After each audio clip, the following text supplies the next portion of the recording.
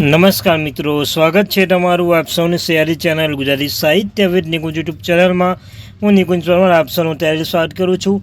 તો મિત્રો, લાખો કોન્ટ્રાક્ટ કર્મચારીઓ માટે, આઉટસોર્સિંગ કર્મચારીઓ માટે ખૂબ જ સારા સમાચાર આવે છે.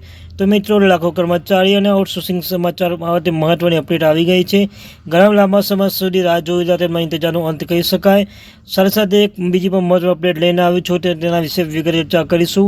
તે વિડીયો શરૂ કરતાં પહેલાં ચર્ચા કરતાં પહેલાં આપણા ચેનલ પર એટલે કે ગુજરાતી સાહિત્ય વિદ નિકુંજ ચેનલ પર પહેલી વાર ચેનલ સબસ્ક્રાઈબ કરી લેજો. વોટ્સઅપ ચેનલ, ટેલિગ્રુપ બંને બનાવે છે, લિંક ડિસ્ક્રિપ્શનમાં મૂકું છું, આવશે જોઈન થઈ જજો. તમે ચેનલ પર સરકારી કર્મચારી, નિવૃત્ત કર્મચારી, પેન્શન રાખ બાબતે હરેક અપડેટ મળતી રહેશે. તો આપણે આ ચેનલ એક ગુજરાતી સાહિત્ય વિદ નિકુંજ ચેનલને સબસ્ક્રાઈબ કરવાનું ભૂલશો નહીં. તો મિત્રો, રાજ્યની તબીબી સંસ્થાઓના પોસ્ટ કરેલા 50,000થી વધુ આઉટસોર્સ કર્મચારીઓને પગારમાં વધારો કરવામાં આવ્યો નથી, જેની પાછળ કારણ તેમનો પગાર નક્કી ન હોવાનું કહેવાય છે.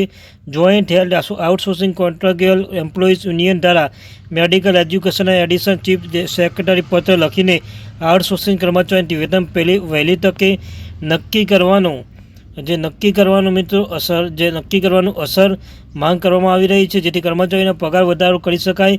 કહેવામાં આવી રહ્યું છે કે પગાર વધારો ન થવાના કારણે આઉટસોર્સિંગ કર્મચારીઓનો ગુસ્સો વધી રહ્યો છે, જેની અસરે આંદોલન સ્વરૂપે બહાર આવી શકે છે. પ્રદેશ પ્રમુખ રીતેશ મહાલે પત્રમાં જણાવ્યું હતું કે છેલ્લા 1.5 વર્ષથી હજારો આઉટસોર્સિંગ કર્મચારીઓના પગાર છે તે નિર્ધારણ અંગે અહેવાલ પર તૈયાર કરી દેવામાં આવ્યો છે. 9 જૂને સરકાર મોકલ્યો હતો બજેટ આવ્યું, જેના પર હજુ સુધી સરકાર કક્ષાએ નિર્ણય આવ્યો નથી અને સરકારે આદેશ જારી ન કરવાના કારણે કર્મચારીઓના પગાર વધારવાનો લાભ મળી શક્યો નથી. તેમણે કહ્યું કેજીએમયુના doctor Ram Manohar Lohia, instructor of medical science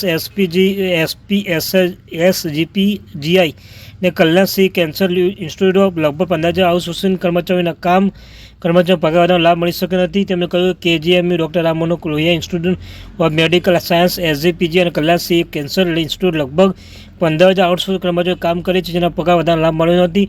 પરંતુ સરકાર દ્વારા કોઈ નિર્ણય ન લેવાના કારણે 1.5 વર્ષથી આ કર્મચારીઓ ઉપેક્ષિત છે.